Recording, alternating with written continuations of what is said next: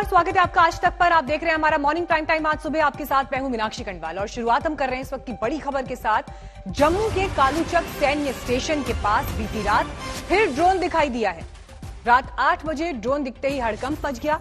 सुरक्षा बलों ने मोर्चा संभाला, लेकिन ड्रोन उससे पहले ही वहां से गायब हो गया। आपको याद होगा, जब जम्मू एयरबेस पर ड्रोन से विस्फोटक गिराए गए थे, उसके अगले ही दिन एक बार फिर जम्मू के ही कालूचक इलाके में ड्रोन देखे गए थे। और अब ये बीती रात की घटना बताई जा रही है। रात 8 बजे ड्रोन दिखाई दिया है सुरक्षा बलों के हरकत में आने से पहले ही, लेकिन ये ड्रोन गायब हो गया।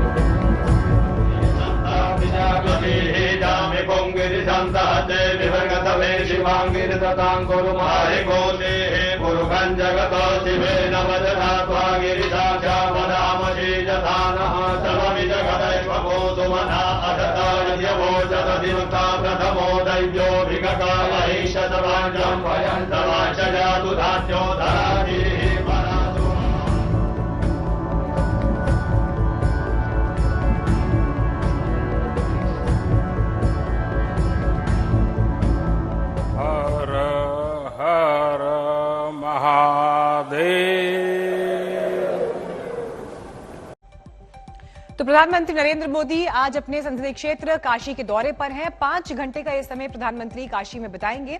थोड़ी देर बाद यानी 10:30 बजे प्रधानमंत्री मोदी वाराणसी पहुंचने वाले हैं। करीब 8 महीने के बाद पीएम मोदी अपने संसदीय क्षेत्र वाराणसी पहुंच रहे हैं। उनका कार्यक्रम भी आपको हम बता रहे हैं। 10:30 बजे पहुंचने की खबर है। 11:30 बजे बीएचयू के आईआईटी मैदान पर प्रधानमंत्री नरेंद्र मोदी पहुंचेंगे।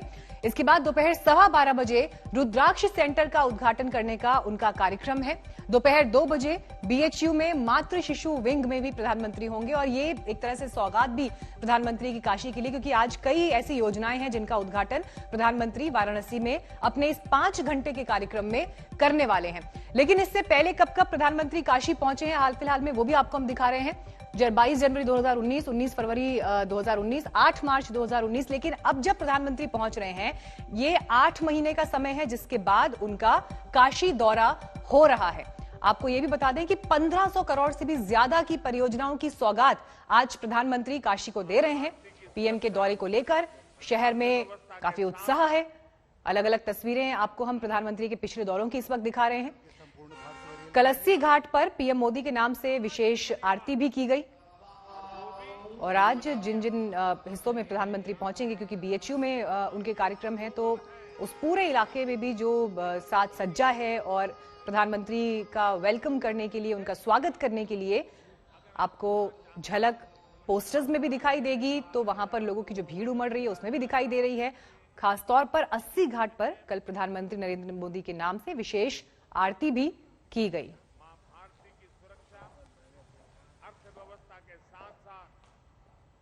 आध्यात्मिक और हम इस वक्त बनारस के नए इंटरनेशनल कोऑपरेशन और कन्वेंशन सेंटर के बाहर खड़े हैं। इसका नाम है रुद्राक्ष। इनफैक्ट यहाँ पर 108 रुद्राक्ष भी इंस्टॉल हुए हैं। इस कन्वेंशन सेंटर का उद्घाटन कुछ ही देर में खुद प्रधानमंत्री नरेंद्र मोदी अपने संसदीय क्षेत्र बनारस में आकर इसका उद्घाटन करेंगे। इसका जो नींव था वो रखा गया था 2015 साल में, जब यहाँ पर प्रधानमंत्री नरेंद्र मोदी जापान के प्रधानमंत्री, उस वक्त के प्रधानमंत्री शिंजो आबे को अपने साथ लेकर आए थे। यहाँ पर जो ये कन्वेंशन सेंटर खड़ा हुआ है, ये जापानी तकनीक और एक्सपर्टीज के साथ ही खड़ा किया गया है। इसकी जो सीटिंग कैपेसिटी है 1200 की सीटिंग कैपेसिटी है। अंदर यहाँ पर अलग एंट्रेंसेस भी है, रेगुलर एंट्रेंस है, सर्विस एंट्रेंस है और वीआईपी एंट्रेंस भी है। काफी एनवायरमेंटल फ्रेंडली तरीके से इस बिल्डिंग को बनाया गया है, जो 2 मंजिला है। जापानीज एक्सपर्टीज के साथ बनाया गया है। करीबन 100 86 करोड़ का खर्चा आया है इस बिल्डिंग को खड़ा करने में। और जो माना जा रहा है कि इस बिल्डिंग में काफी सारे एग्जीबिशंस होंगे, इंटरनेशनल कॉन्फ्रेंसेस होंगे, यहाँ तक कि म्यूजिक कॉन्सर्ट्स भी होंगे। यहाँ पर आज जब प्रधानमंत्री नरेंद्र मोदी आएंगे तो उनके साथ कुछ जापानीज डेलीगेट्स भी होंगे जो यहाँ पर मौजूद रहेंगे। और ये भी माना जा रहा है कि शायद एक वीडियो मैसेज भी हो जापानी प्रधानमंत्री सुगा की ओर से। तो इस कन्वेंशन सेंटर का उद्घाटन करेंगे आज प्रधानमंत्री नरेंद्र मोदी, रुद्राक्ष का उद्घाटन करेंगे और काफी सारे ऐसे डेवलपमेंटल प्रोजेक्ट्स का इनॉग्रेशन भी करेंगे, जिनमें से एक होगा मैटरनल और child health unit Banaras Hindu university में। रोरो फेरी सर्विसेज, उनका उद्घाटन भी करेंगे गंगा के ऊपर। और काफी सारे ऐसे प्रोजेक्ट्स होंगे जिनका जो टोटल खर्चा बताया जा रहा है वो है 744 करोड़ का खर्चा जो आएगा इसमें। और काफी सारे ऐसे दूसरे प्रोजेक्ट्स भी होंगे जिनकी नींव आज रखी जाएगी प्रधानमंत्री नरेंद्र मोदी की ओर से। तो एक तरह से जो माना जा रहा है कि काफी सौगात लेकर आ रहे हैं बनारस के लिए प्रधानमंत्री नरेंद्र मोदी, जब वो काफी वक्त बाद आज अपने संसदीय क्षेत्र में पहुंच रहे हैं। और ये भी माना जा रहा है कि एक तरह से ये भारतीय जनता पार्टी के उत्तर प्रदेश के चुनावों की आगाज की योजना भी है। एक तरह से आगाज किया जा रहा है भारतीय जनता पार्टी की ओर से। कैमरामैन हिमांशु शर्मा के साथ पौलमी साहा, आज तक, बनारस। तो यूपी में चुनाव के लिए अब कम ही समय रह गया है और आज प्रधानमंत्री अपने संसदीय क्षेत्र काशी में होंगे। 10:30 बजे का समय है। सीधे इस वक्त चलते हैं हमारे संवाददाता कुमार अभिषेक के पास, जो इस वक्त IIT ग्राउंड पर मौजूद हैं। कुमार, देखिए, ये टाइमिंग बहुत इंपॉर्टेंट है इस वक्त, क्योंकि प्रधानमंत्री यूपी के चुनाव से पहले यहां पहुंच रहे हैं, लेकिन कोरोना की दूसरी लहर के बाद भी जा रहे हैं। 8 महीने के बाद उनका ये दौरा हो रहा है काशी। और उनके विरोधियों ने तो ये कहते हुए भी घेरा था कि दूसरी लहर के दौरान वाराणसी ने भी जो तकलीफें झेली, प्रधानमंत्री का उसको लेकर क्या रिएक्शन रहा, लोगों के ये सवाल थे। लेकिन आज प्रधानमंत्री को उन सारे सवालों के जवाब भी देने होंगे और इसी तरह से उनका ये पूरा कार्यक्रम आज के दिन में प्लान भी किया गया है। तस्वीरें भी दिखाइए, क्या शहर में उत्साह है, लोग क्या उम्मीद कर रहे हैं। देखिए मीनाक्षी, हम इस वक्त बीएचयू का जो IIT ग्राउंड है वहां पहुंचे हैं। आप यहां पे बीजेपी कार्यकर्ताओं का उत्साह देखिए। पहले हम दिखा रहे हैं आपको, क्योंकि मीडिया एंट्री नहीं है। बाहर बीजेपी के कार्यकर्ता नेता इस वक्त मौजूद हैं जो कि अंदर जल्दी से जल्दी जाने की तैयारी में है। लेकिन एक बात बता दूं कि यहाँ पर जो तैयारी है वो बड़ी भव्य। 8 महीने के बाद, दूसरे लहर के बाद प्रधानमंत्री पहली बार पहुंच रहे हैं वाराणसी और सीधे रूबरू हो रहे हैं। हालांकि जो सोशल डिस्टेंसिंग है उसका पूरा प्रोटोकॉल का पालन किया जा रहा है। जहां उनका मंच सजा है, 6000 लोग उसमें शामिल होंगे। यहाँ पर हमारे साथ बीजेपी के ढेर सारे कार्यकर्ता यहाँ दिखाई दे रहे हैं इस बीएचयू कैंपस में, क्योंकि जो पीएम को सुनने आए हैं। और बता दें कि 68 ऐसे प्रोजेक्ट और दूसरी चीजें हैं जिसका प्रधानमंत्री उद्घाटन करेंगे। अब जैसा हम लोगों ने दिखाया कि रुद्राक्ष कन्वेंशन सेंटर है, इसके अलावा मल्टी लेवल पार्किंग है। लेकिन यहाँ जो लोग पहुंचे हैं प्रधानमंत्री को सुनने, इनसे बात करते हैं सीधा। ये आप लोग बताइए, आप लोग प्रधानमंत्री इस लहर के बाद आ रहे हैं, कितनी सौगात आप लोगों को लग रहा है कि बनारस को देने जा रहे हैं और क्या माहौल है? शिवानंद राय, जिला मंत्री। आप जो मैं पूछ रहा हूँ बताइए, आप लोगों को क्या लगता है कुछ ये पीएम के आने का फायदा है? बिल्कुल फायदा है। हम लोग बहुत ही सौभाग्यशाली हैं कि आज वाराणसी के सांसद, देश के लोकप्रिय नेता और हमारे भारत के यशस्वी प्रधानमंत्री का आज काशी आगमन हो रहा है। हम लोग इस बात क्या मिल क्या रहा है काशी को? बहुत कुछ मिल रहा है। और आज जो है कितने सौगात में कितने लोगों से शिलान्यास होने वाला है। आज से शुरुआत होगी। जो रुद्राक्ष है और जो पार्किंग बना हुआ है, सबका जो है आज उद्घाटन होने वाला है। लेकिन ये बताइए कि पंचायत चुनाव जो सीधा जनता ने किया था उसमें तो बड़ा अच्छी स्थिति नहीं हुई थी बीजेपी की। बाद में आप लोगों ने जीता भले ही, क्या चुनावी तैयारी है? एकदम पूरी तैयारी है। हम लोग एकदम चढ़ बढ़ करके हिस्सा लिए हैं। जनता भी हम लोगों के साथ है और हम लोग जितने भी यहाँ की सीटें ब्लॉक प्रमुख की थी, जिला पंचायत अध्यक्ष की थी, ये सब सीटें भाजपा ने जीती है। इसके लिए हम लोग क्या उम्मीद कर रहे हैं प्रधानमंत्री साहब? जी, हम लोग जिस तरह से प्रधानमंत्री जी चल रहे हैं, हम लोग यही उम्मीद कर रहे हैं कि आने वाला हमारा भारत देश विश्व गुरु के पटल पे होगा। इतना उम्मीद हम लोग करके, यही हमारा सर्वस्थान रहेगा। मीनाक्षी, हम आपको दिखा दें, हालांकि इस तरफ हमें इजाजत नहीं है जाने की, क्योंकि मीडिया को इजाजत नहीं है।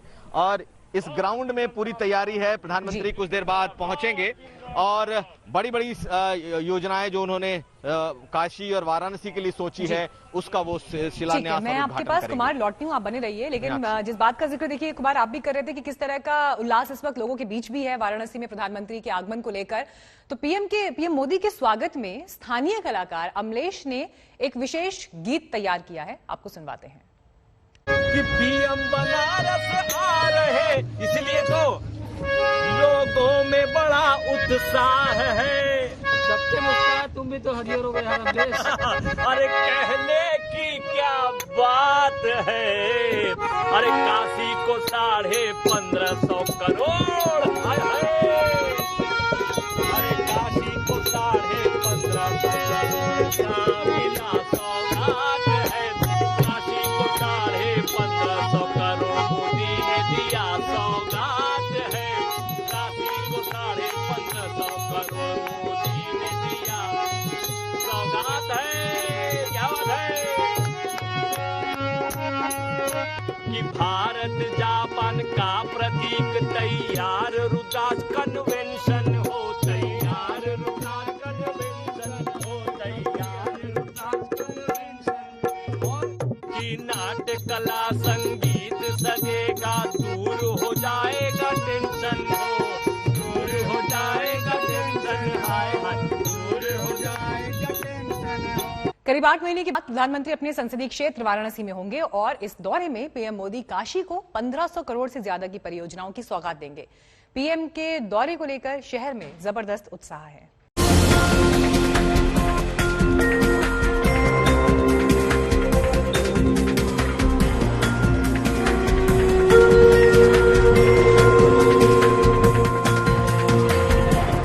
करीब 8 महीने बाद प्रधानमंत्री नरेंद्र मोदी आज एक बार फिर अपने चुनावी क्षेत्र वाराणसी पहुंच रहे हैं।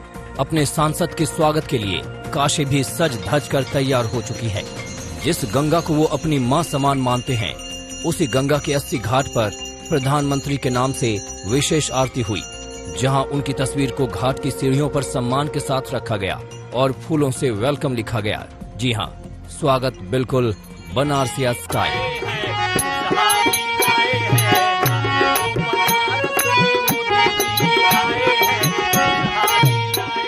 ये गंगा जी आरती का हम लोगों ने प्रयोजन रखा हुआ है उनके स्वागत के लिए, और जो काशी के लिए वो अपना दान देना चाहते हैं, जो काशी की जनता को इसका लाभ देना चाहते हैं, तो भगवान करे गंगा माई के आशीर्वाद से उनका कार्य सिद्ध हो, उनका आगमन सिद्ध हो।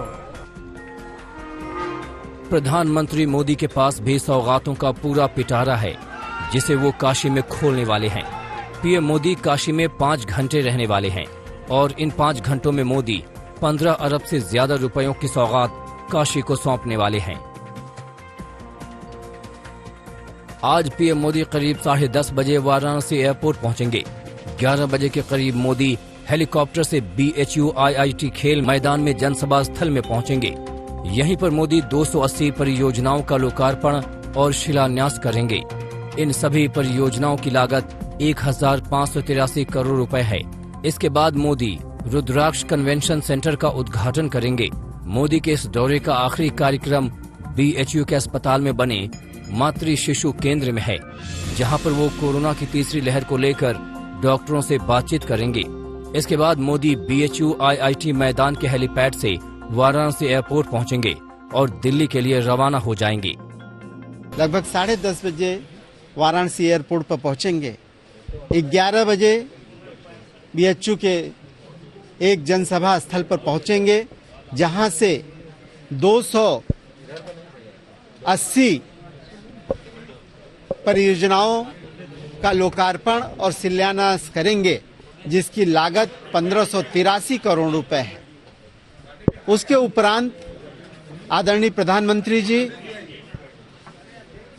रुद्राक्ष कन्वेंशन सेंटर जाएंगे।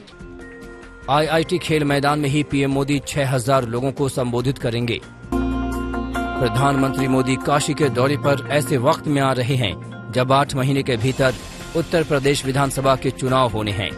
राजनीतिक पंडितों का मानना है कि पीएम मोदी का काशी का ये दौरा यूपी विधानसभा चुनाव का शंखनाद है। प्रधानमंत्री मोदी इस बार उत्तर प्रदेश में एक तरीके से ये अपनी चुनावी शंखनाद की शुरुआत कर रहे हैं, क्योंकि अगर उनके सौगातों की फहरिस्त देखें तो 68 प्रोजेक्ट इस वक्त वाराणसी में वो उसका शिलान्यास या उद्घाटन करने जा रहे हैं। भले ही दौरा सिर्फ काशी का है, लेकिन इसका संदेश पूरे राज्य में जाने वाला है।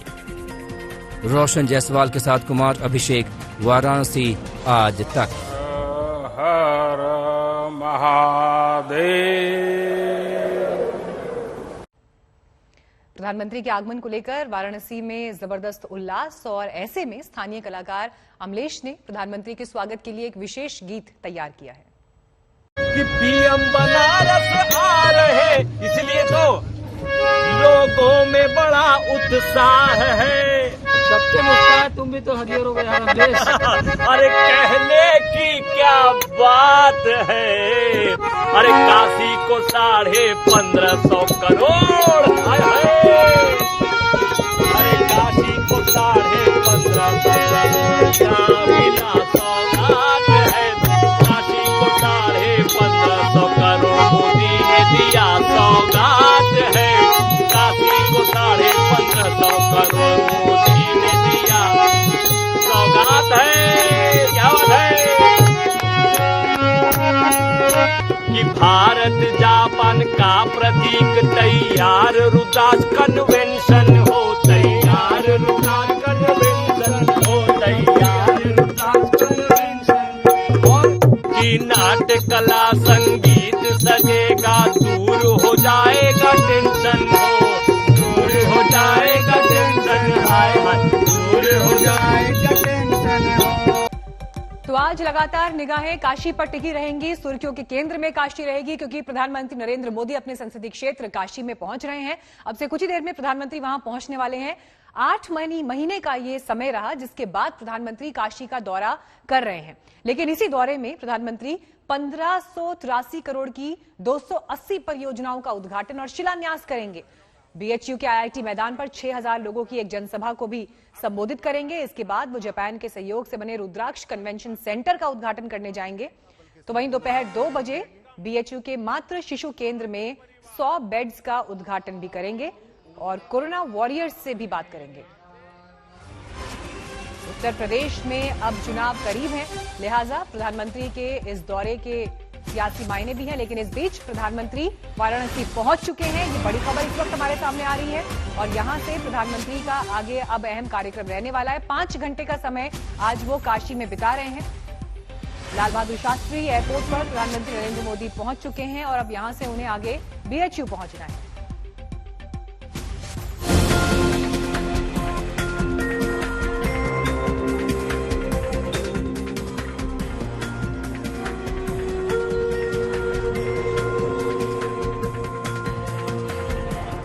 करीब 8 महीने बाद प्रधानमंत्री नरेंद्र मोदी आज एक बार फिर अपने चुनावी क्षेत्र वाराणसी पहुंच रहे हैं। अपने सांसद के स्वागत के लिए काशी भी सज धज कर तैयार हो चुकी है। जिस गंगा को वो अपनी मां समान मानते हैं, उसी गंगा के 80 घाट पर प्रधानमंत्री के नाम से विशेष आरती हुई, जहां उनकी तस्वीर को घाट की सीढ़ियों पर सम्मान के साथ रखा गया और फूलों से वेलकम लिखा गया। जी हाँ, स्वागत बिल्कुल बनारसिया स्टाइल।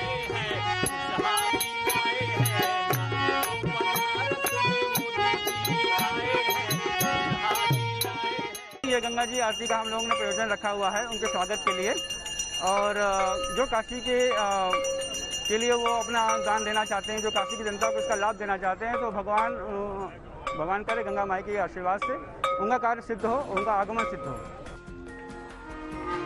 प्रधानमंत्री मोदी के पास भी सौगातों का पूरा पिटारा है, जिसे वो काशी में खोलने वाले हैं। पीएम मोदी काशी में 5 घंटे रहने वाले हैं और इन 5 घंटों में मोदी 15 अरब से ज्यादा रुपयों की सौगात काशी को सौंपने वाले हैं।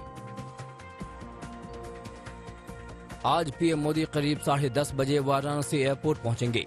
11 बजे के करीब मोदी हेलीकॉप्टर से बीएचयू आईआईटी खेल में मैदान में जनसभा स्थल में पहुंचेंगे।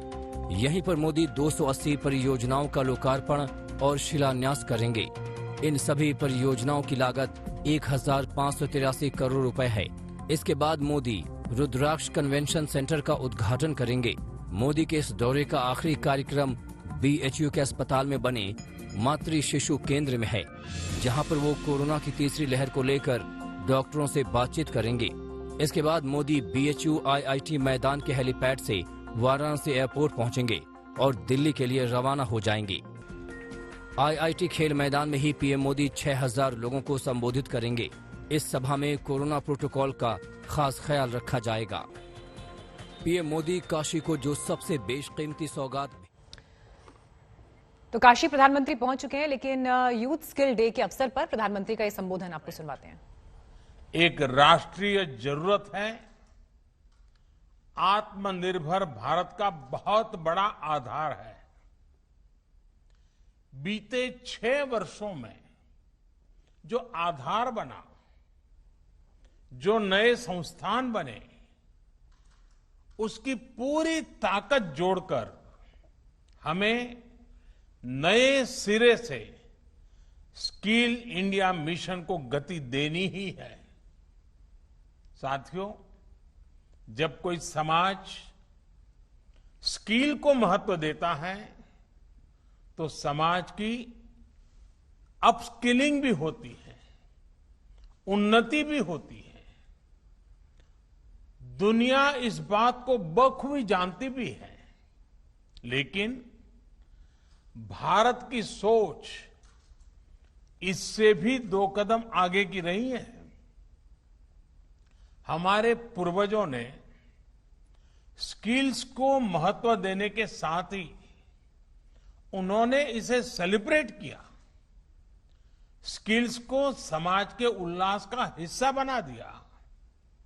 आप देखिए, हम विजयादशमी को शस्त्र पूजन करते हैं, अक्षय तृतीया को किसान फसल की कृषि यंत्रों की पूजा करते हैं, भगवान विश्वकर्मा की पूजा तो हमारे देश में हर स्किल, हर शिल्प से जुड़े लोगों के लिए बहुत बड़ा पर्व रहा है। हमारे यहां शास्त्रों में निर्देश दिया गया है, विवाह दिशु यज्ञशु गृह आराम विधायके सर्व कर्मसु संपूज्यो विश्वकर्मा इति श्रुतम। अर्थात विवाह हो, गृह प्रवेश हो या कोई और यज्ञ कार्य, सामाजिक कार्य हो, इसमें भगवान विश्वकर्मा की पूजा, उनका सम्मान जरूर किया जाना चाहिए। विश्वकर्मा की पूजा यानी समाज जीवन में अलग अलग रचनात्मक कार्य करने वाले हमारे विश्वकर्माओं का सम्मान, स्किल का सम्मान। लकड़ी के कारीगर, मेटल्स का काम करने वाले, सफाई कर्मी, बगीचे की सुंदरता बढ़ाने वाले माली, मिट्टी के बर्तन बनाने वाले कुम्हार, हाथ से कपड़ा बुनने वाले बुनकर साथी, ऐसे कितने ही लोग हैं जिन्हें हमारी परंपरा ने विशेष सम्मान दिया है। महाभारत के भी एक श्लोक में कहा गया है, विश्वकर्मा नमस्तेस्तु विश्वात्मा विश्व संभव। अर्थात जिनके कारण विश्व में सब कुछ संभव होता है, उस विश्वकर्मा को नमस्कार है। विश्वकर्मा को विश्वकर्मा कहा ही इसलिए जाता है क्योंकि उनके काम के बिना, स्किल्स के बिना समाज का अस्तित्व ही असंभव है। लेकिन दुर्भाग्य से गुलामी के लंबे कालखंड में स्किल डेवलपमेंट की व्यवस्था हमारे सोशल सिस्टम में, हमारे एजुकेशन सिस्टम में धीरे धीरे कमजोर पड़ती गई। साथियों, एजुकेशन अगर हमें ये जानकारी देती है कि हमें क्या करना है, तो स्किल हमें सिखाती है कि वो काम वास्तविक स्वरूप में कैसे होगा। देश का स्किल इंडिया मिशन इसी सच्चाई, इसी जरूरत के साथ कदम से कदम मिलाने का अभियान है।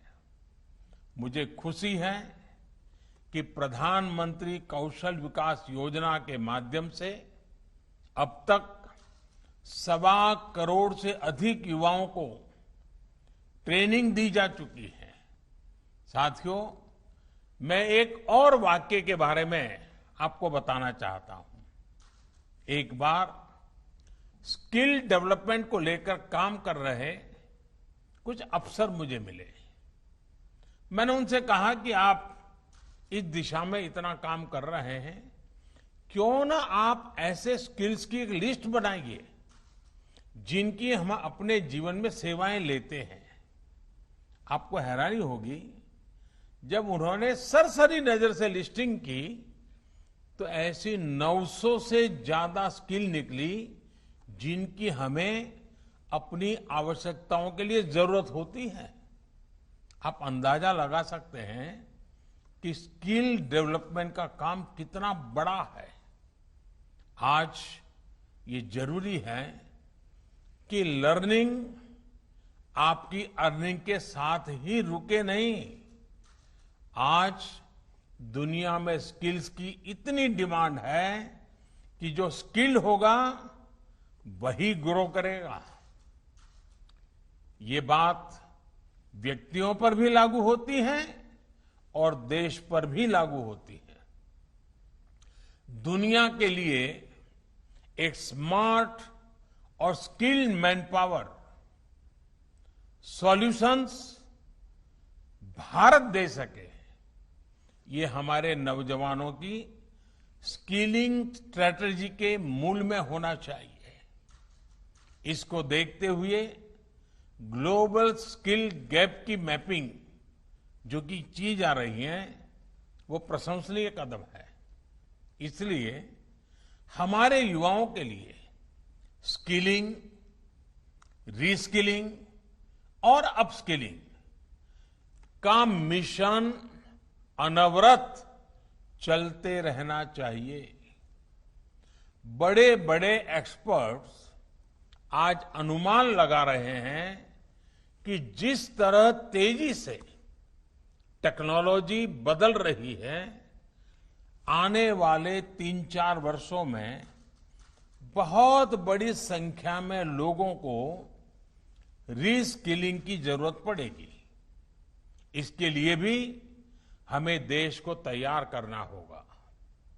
और कोरोना काल में ही हम सबने स्किल्स और स्किल्ड वर्कफोर्स की अहमियत को बहुत करीब से देखा है, महसूस किया है।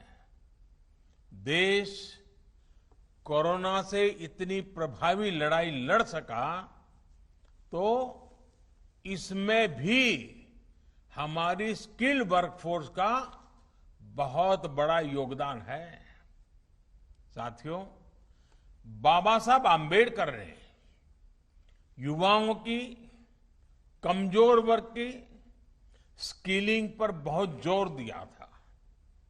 आज स्किल इंडिया के जरिए देश बाबा साहब के इस दूरदर्शी स्वप्न को पूरा करने के लिए भरसक प्रयास कर रहा है। उदाहरण के तौर पर आदिवासी समाज के लिए देश ने गोइंग ऑनलाइन एज लीडर्स यानी गोल्ड प्रोग्राम शुरू किया है। ये प्रोग्राम पारंपरिक स्किल के क्षेत्रों जैसे कि आर्ट हो, कल्चर हो, हैंडीक्राफ्ट हो, टेक्सटाइल हो, इनमें आदिवासी भाई बहनों की डिजिटल लिटरेसी और स्किल में मदद करेगा, उनमें एंटरप्रेन्योरशिप डेवलप करेगा।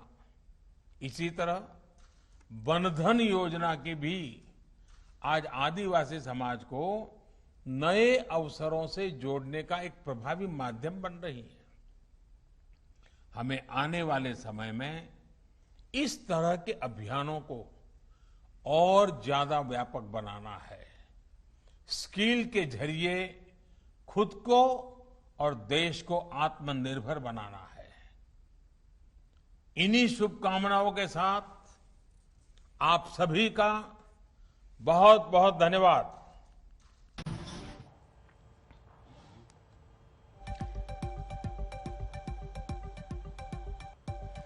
विश्व युवा कौशल दिवस के अवसर पर आप प्रधानमंत्री नरेंद्र मोदी को यहां पर सुन रहे थे।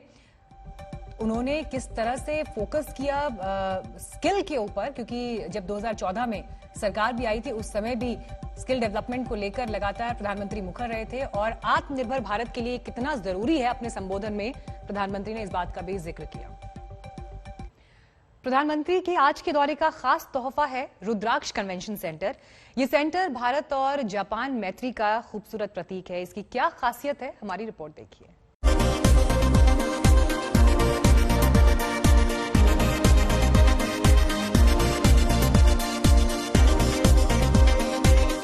ये है वाराणसी को पीएम मोदी की बेशकीमती सौगात, रुद्राक्ष कन्वेंशन सेंटर।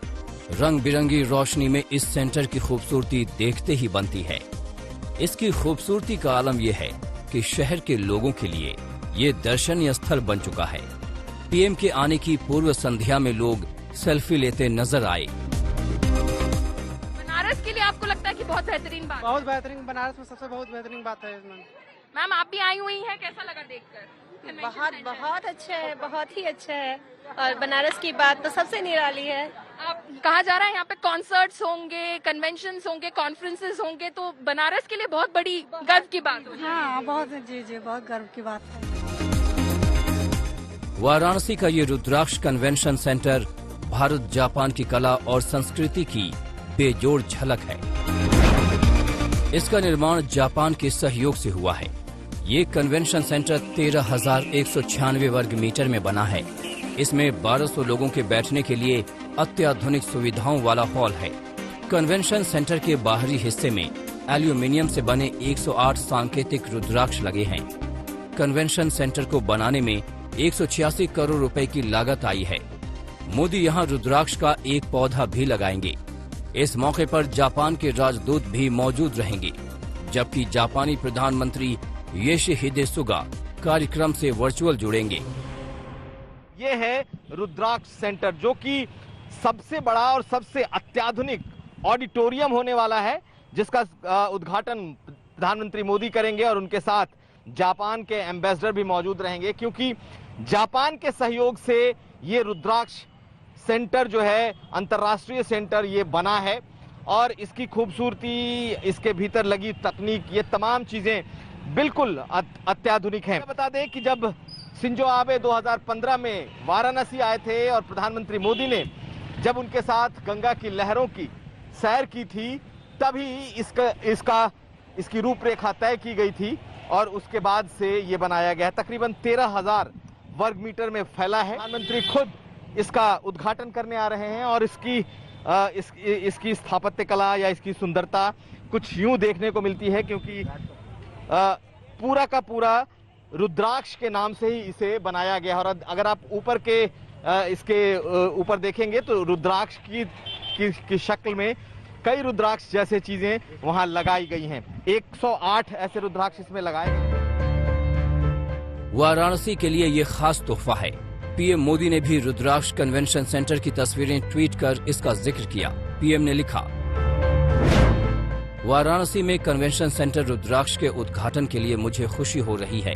जापान की सहायता से बना ये अत्याधुनिक केंद्र वाराणसी को सम्मेलनों के लिए एक आकर्षक स्थल बना देगा। साथ ही ये सैलानियों और व्यापारियों को भी आकर्षित करेगा। 2 मंजिला है, 2 फ्लोर्स है। यहाँ पर एक बड़ा सा एक मीटिंग हॉल होगा, जहाँ पे जैसे कि मैंने कहा कॉन्फ्रेंसेस होंगे, एग्जीबिशंस भी होंगे, कॉन्सर्ट्स भी हो सकते हैं। यहाँ पर एक तरह से एक इंटरनेशनल टूरिस्ट डेस्टिनेशन बनाने की कोशिश की जा रही है। बनारस को जापानी तकनीक का इस्तेमाल हुआ है। इनफैक्ट इसका जो फाउंडेशन है, इसकी स्थापना हुई थी 2015 में दिसंबर के महीने में, जब पूर्व जापान के प्रधानमंत्री शिंजो आबे यहाँ पर आए हुए थे प्रधानमंत्री नरेंद्र मोदी के साथ, तब इसकी नींव रखी गई थी और आज जाकर ये खड़ी हुई है। भारत जापान दोस्ती का खूबसूरत प्रतीक तैयार है। बस इंतजार है पीएम मोदी के यहां आने का। रोशन जायसवाल और पौलमी साहा के साथ कुमार अभिषेक, वाराणसी आज तक।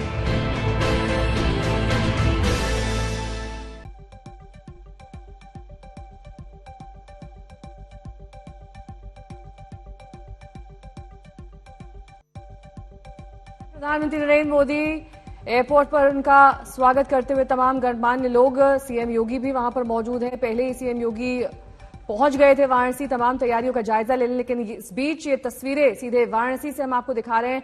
आज एक व्यस्त कार्यक्रम प्रधानमंत्री का अपने संसदीय क्षेत्र में, शुरुआत इसकी हो चुकी है। भारतीय वायुसेना के विमान से प्रधानमंत्री नरेंद्र मोदी का आगमन हुआ है वाराणसी में।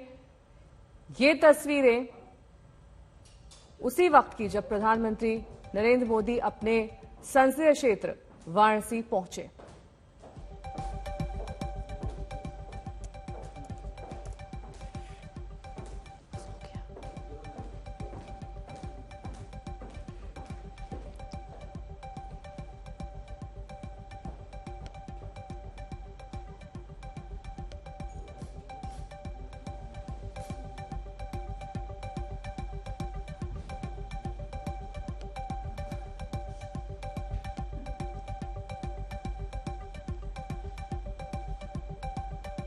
रुद्राक्ष कन्वेंशन सेंटर, जिसका उद्घाटन आज प्रधानमंत्री नरेंद्र मोदी को करना है, वहां पर तैयारियों को पूरा कर लिया गया है। इसके साथ ही बीएचयू कैंपस में लोगों को संबोधित करना है प्रधानमंत्री को, उसकी भी तमाम तैयारियां हम आपको दिखा रहे हैं। सुबह से ही कैसे आज वाराणसी के लिए ये बेहद अहम दिन, क्योंकि प्रधानमंत्री नरेंद्र मोदी वहां पहुंच चुके हैं, वहां किस तरीके की तैयारियां हैं, इस पर अपडेट लगातार हम आप तक पहुंचाते रहेंगे।